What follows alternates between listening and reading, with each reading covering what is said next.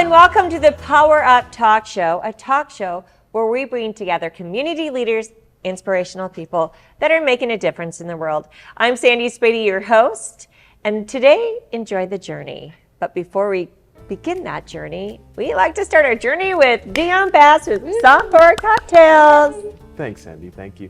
I was thinking about fall cocktails and I was thinking, what am I gonna do this year with pumpkin? And so boom, I had all of these ideas and I settled on this one. And I call it the Pulp Fiction because, well, pumpkin pulp and apple juice and a little bit of caramel make a great cocktail. So we're gonna start out with that particular ingredient. And we're just gonna add a little bit.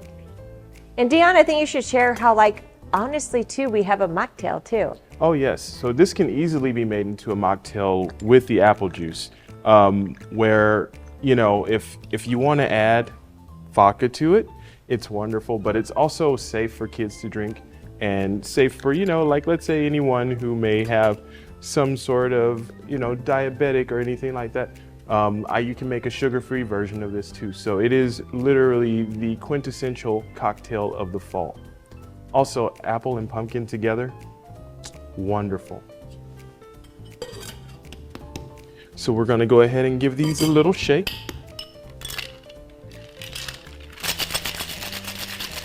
He's so good at shaking. I love it. All right, now, finally, once you give those a shake, they're a very easy pour. And then you add just a little bit of cold foam to the top of them. Now this is a vanilla cold foam because I just love things with flavor. And vanilla is a quintessential fall flavor too. And so it makes a very beautiful fall cocktail that anyone can enjoy.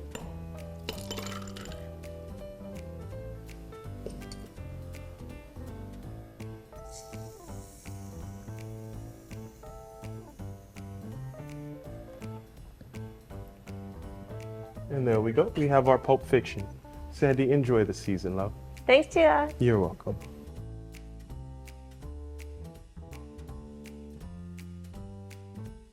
All right, well, let's toast. Yes. All right.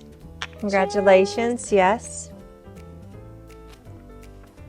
Now, what's so nice is that I'm going to introduce the most amazing, lovely lady ever. Her name is Julie Seidl, confidence coach. Yes. And her story of recovery of anorexia and sobriety. So that's why we're sharing right now is that we have a mocktail too. Yes. Because who says you can't have an experience without the liquor, right? And it's nice. And actually, Dry Spokes in Omaha, they're good friends of mine. They have all mocktails too. But we're going to share everything about Julie today because Julie, you are truly inspirational to so many women. You. And you're actually going to be a speaker at the Women with Voices October event. Yes. We have 10 women talk about mental awareness, suicide awareness, and also cancer awareness. Yes. Because when we speak, the truth comes out and it also helps others, right? Julie, why don't you tell me about your journey? I mean, it's been a long one, but I started, 8 years old was when my eating disorder started. I didn't like who I was. I didn't like the way I looked in the mirror, and I made myself throw up for the first time. Somebody actually showed me how to do it.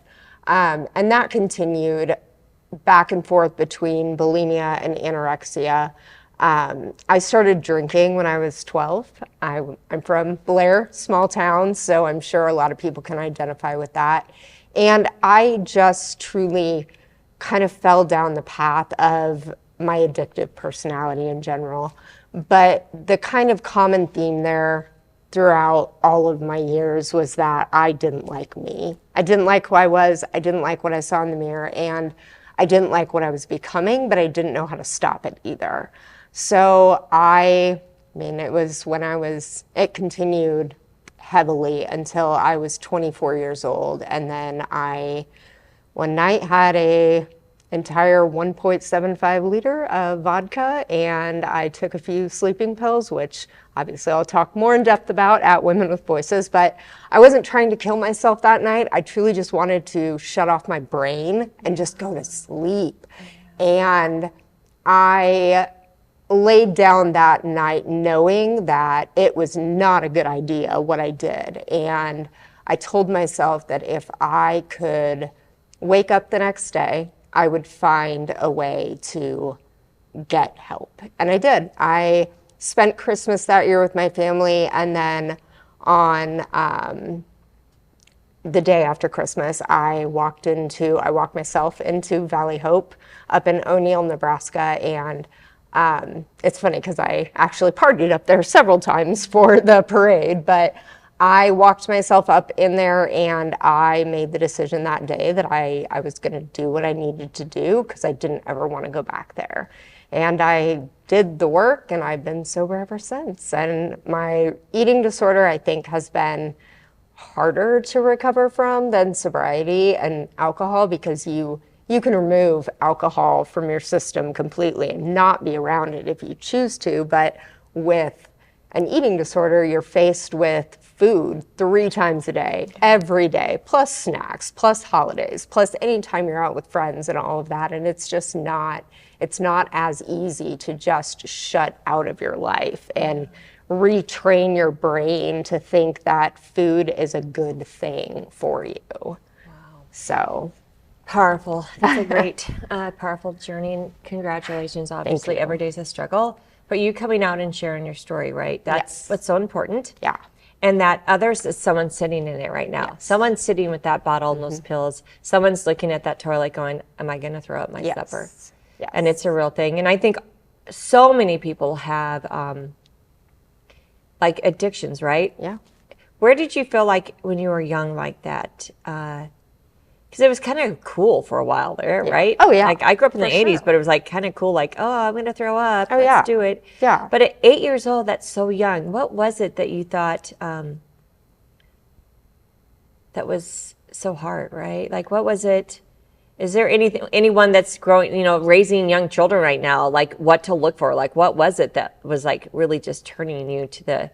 I think it was just, I grew up in a time with Britney Spears and Christina Aguilera and Kate Moss and the very like waif thin figure in society. And I looked at those people, and although I'm very small boned and small figured, I'm tall and I've got long legs, and I just didn't ever feel like I looked like what anyone else did. And I would look in the mirror and it was more my mindset of, I didn't like the way my stomach looked. I was an ice skater, so I had very muscular legs, and I hated my muscles. And I thought if I could just not eat, then the muscles would go away and I would be thinner. I could do more things. I think for anyone out there who has young children, make sure that the words that you're speaking in front of them are just as important as what they're telling themselves. Because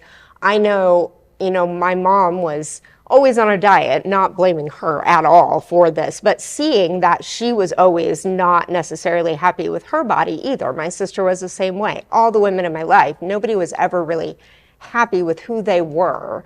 And seeing that as a young girl, you just automatically you're not happy with who you are either. And I think the alcohol eventually became a way for me to escape myself. I could be me in a different way, and people accepted that version of me. But then I didn't, my brain shut off all of those negative thoughts in those moments. So it's so true that growing up, right, they watch their parents, how they act, how they talk. And, I have a daughter that's 30, and I probably didn't do the best job at that either. It's really the society we live in, too. Like you said, Britney Spears magazines. And they put so much pressure on your appearance that it's easy to get put into that viral tunnel of self-destruction. Yeah. And I think hereditary, addiction, right? We don't know. It runs in my right? family, Like for addiction sure. of alcohol or anything. Yes. And it's like, one person can have a drink and the next person can't. Yep. And then you put on all that other negative thoughts and mindset. Yeah. And I grew up in O'Neill, and I've heard of Valley Hope. It's a wonderful organization. I think the courage for you at 24, right, to drive yourself there and do it. says a lot about you. It was hard. Determination. It was hard at that point because I was still in that weird kind of age group where we were out of college, and so people were still partying, but we also had real like adult jobs that we were in, and so it was, is this really a problem? Is it something I'm going to grow out of, or do I really need the help?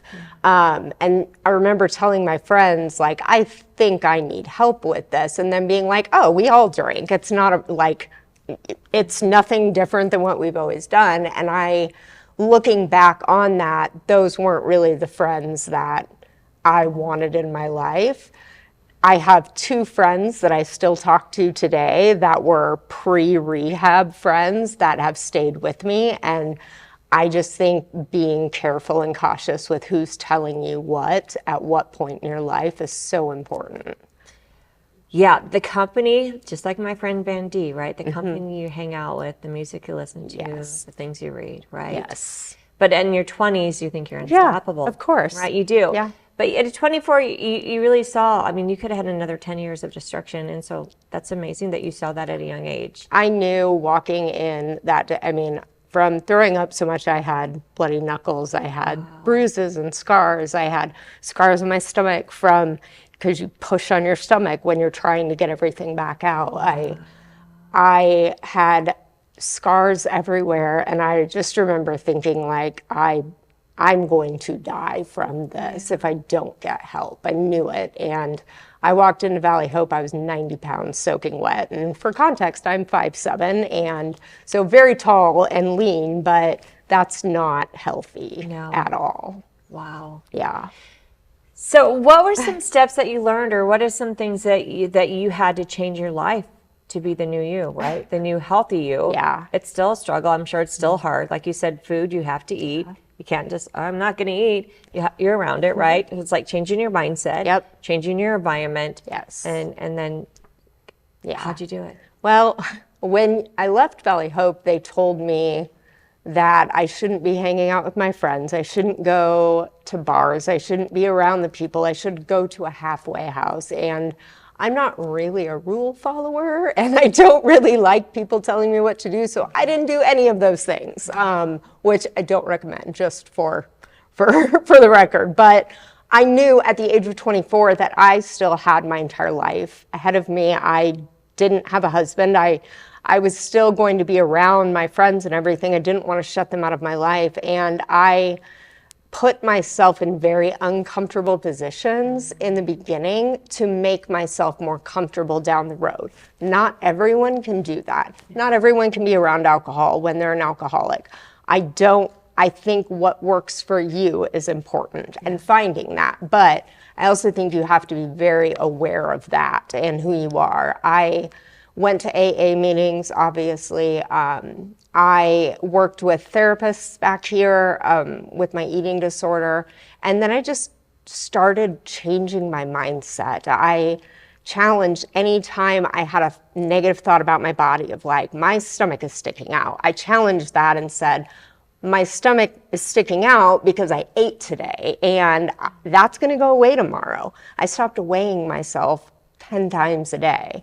I weighed myself once in the morning, and then I put my scale away, and that's it. That's how I feel comfortable during the day. And then as far as the rest of it goes, I have little plates that I use at holidays. I don't like a huge spread of food. I don't go to buffets. I don't do things that overwhelm me with food in general.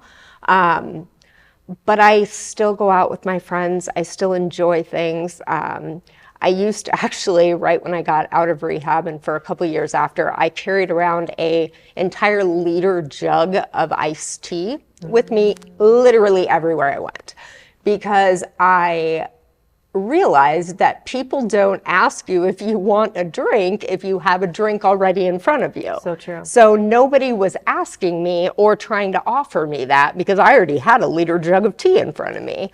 And then the other part of it was just making sure that my mindset was healthy enough to move forward. And when it wasn't, I checked myself quickly. So the one thing I want to ask is, what do you wish people understood about someone struggling with addiction of eating disorders, alcoholism? Like, what's the one thing that may be a myth and you're like, no, this is what I want you to understand?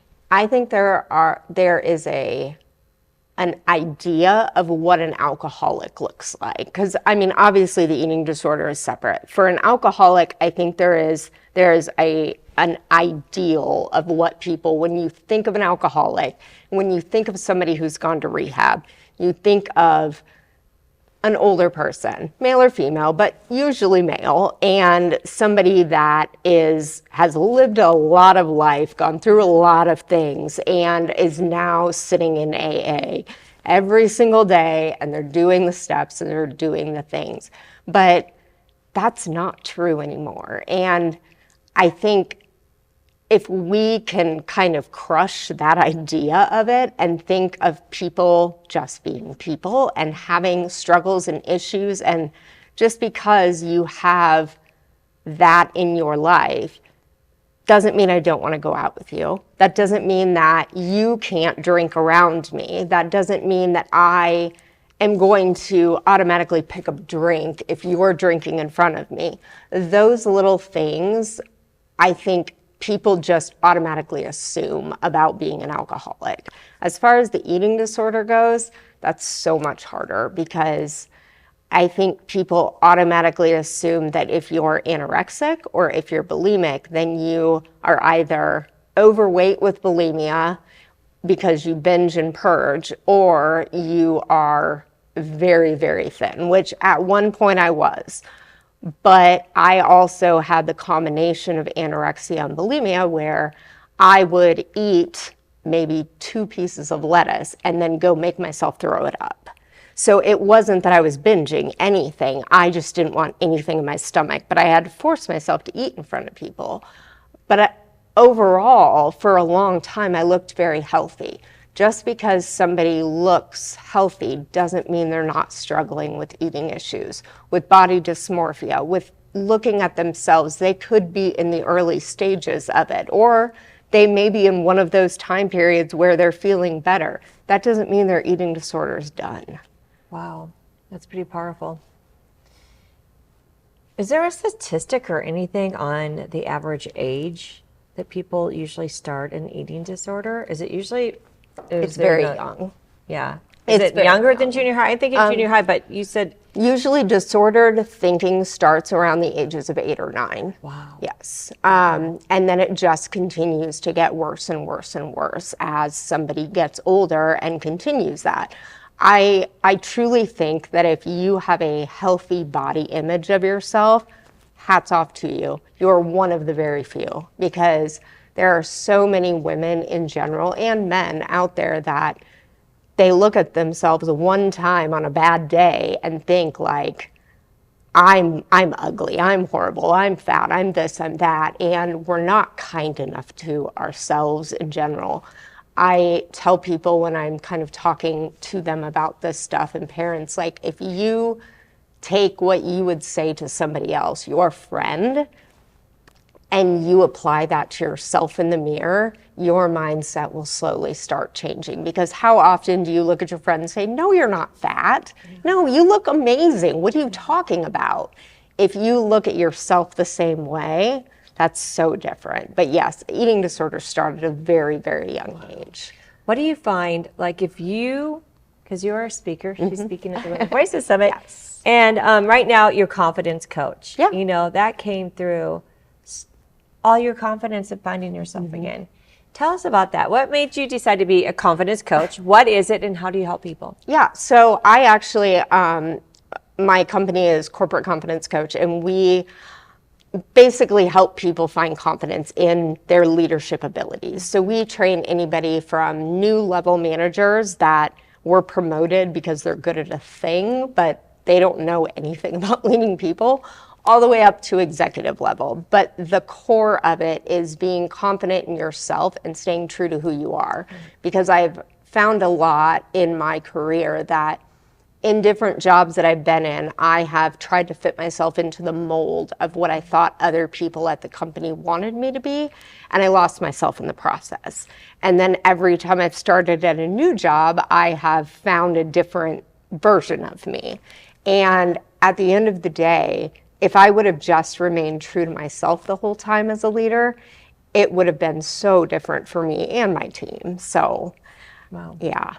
And I also think I see you work out. I see those do. workout videos. I Tell us do. about that, I because I'm do. sure that's part of like your recovery in a way, right? Yes. It's like healthy thinking, healthy eating, healthy Yes. like.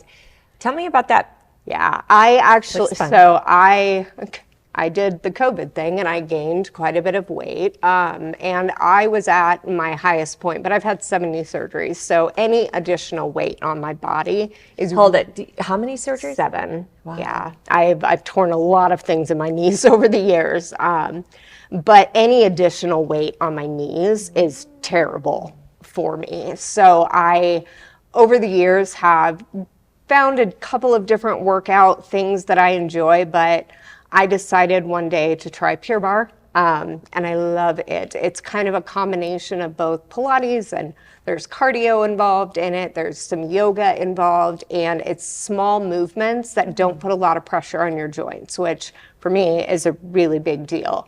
But I started that 3 years ago, and I've just recently added some Pilates classes in the mix, but I think it helps me feel healthy and strong, and walking out of there knowing that I did the thing. I don't like working out, I'll be honest. It's not my And favorite. does anyone really like working out? I don't know. We know the do. feeling Yes. afterwards. It's like, Yes. oh, I should go to church. I'm going to church.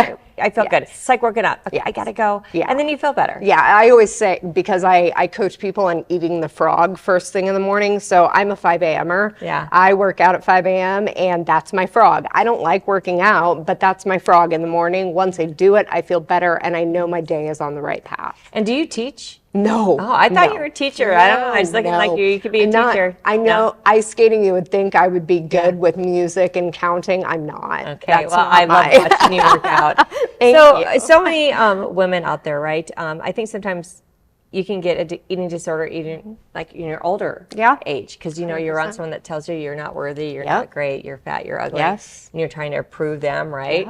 What advice do you have for anyone that knows, okay, I know I have a problem, I know I need to do something. We're talking about the eating disorder, right? Because I feel like so many people have it. I was a cheer coach leader, and I've seen a lot of things with my girls, and it really comes from building confidence in young people and women today, what I do. But what if someone right now is like listening and they're like, how do I begin? I don't have the strength to get in the car and drive myself to Valley Hope. Like, what's one little advice you can give to them that say, okay, this is where you can start? Write down your negative thoughts and then burn it. Wow. Share that. Burn it. So write down whatever negative thoughts are in your head and then say, I'm going to let this go today, and then light that shit on fire.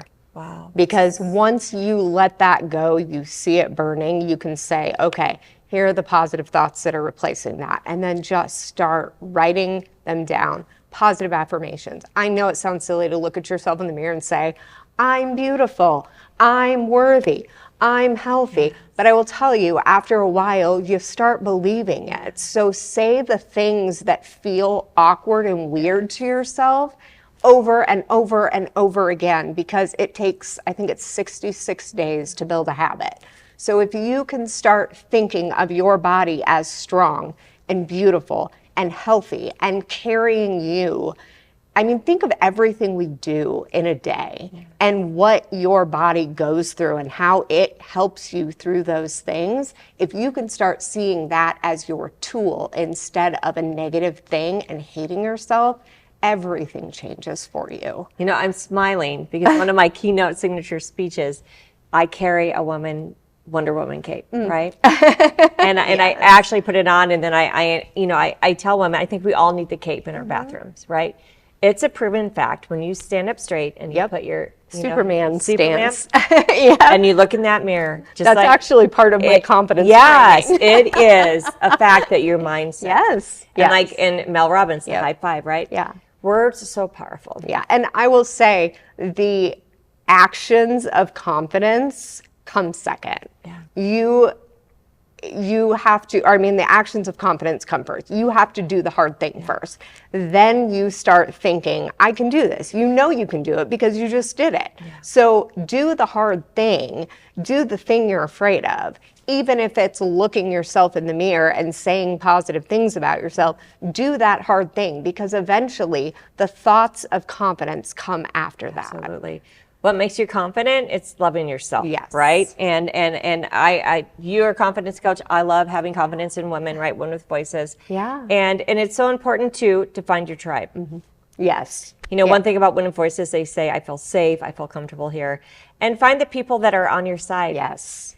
And sometimes we have to ditch the others. And if you are in a room with people that are telling you negative things about you or themselves constantly, because negativity is a cancer. And I think if you are around negativity all the time, and even if it's just people saying like, oh, this is such a bad day. Oh, I don't feel good. Oh, I don't want this. I don't is a cancer in itself. Absolutely. And I think if you start putting yourself in other rooms around different people who challenge you, who ask you to be better, who do it in a loving, kind way, but also call you on your shit, you will see changes. So powerful.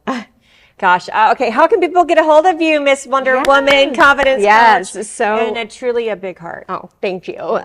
So corporate confidence coach, you can look me up on Instagram. It's at corporate confidence coach, thecorporateconfidencecoach.com. Otherwise, Julie Seidl, J.A. Seidl is my Instagram. But yeah, go like me, follow me, whatever you want to do. But I try to promote a lot of positivity, and you know, I'm authentic.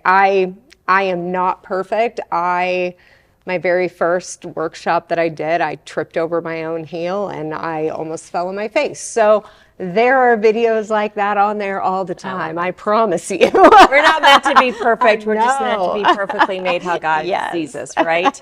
All right. So thank you, Julie. And remember, world, confidence begins from within. Be around the people that really pump you up. For sure. And nothing can be undone. You just need the strength, the courage, and the people around you. Go make it a great day. Thank you.